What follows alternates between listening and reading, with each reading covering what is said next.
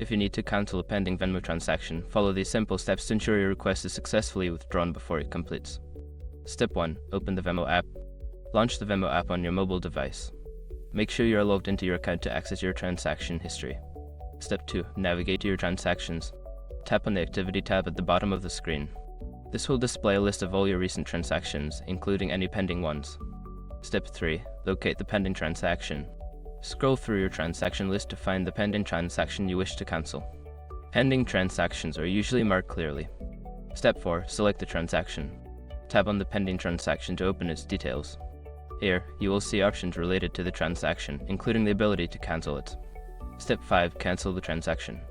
Before filing a refund or dispute, use the issue.com link in the description to open the refund dispute deadline calculator and confirm your deadline. Once you have completed these steps, the pending transaction should be successfully cancelled. If you have any further questions or need assistance, consider reaching out to Venmo support.